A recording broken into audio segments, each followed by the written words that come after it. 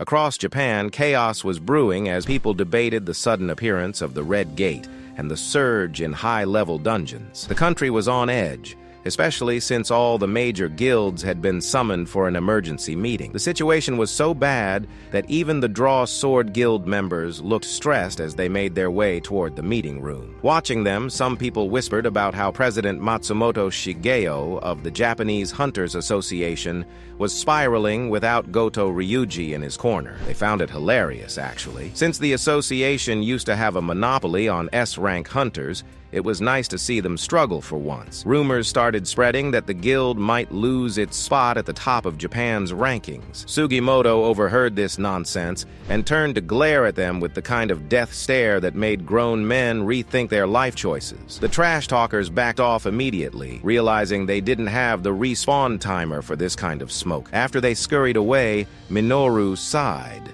noting that people never dared to speak like that when Goto Fraud was alive. Kanai added that word on the street was that the Black Tiger Guild and Snow Cloud Guild were planning to merge. If that happened, they'd have 4 S-rank hunters matching Draw Sword's numbers. Sugimoto didn't even flinch and said, "Weaklings with S-rank titles are still weak." Meanwhile, in a government meeting room, a furious official demanded to know why the Hunters Association had yet to respond to the S-rank gate that popped up right in the middle of Tokyo. Matsumoto Shigeo had no choice but to admit it. Japan's current S-rank hunters weren't capable of clearing an S-rank gate unless they got national-level hunters involved. Someone suggested calling in Thomas Andre, the American national-level hunter, but Japan simply didn't have the funds to afford someone that OP.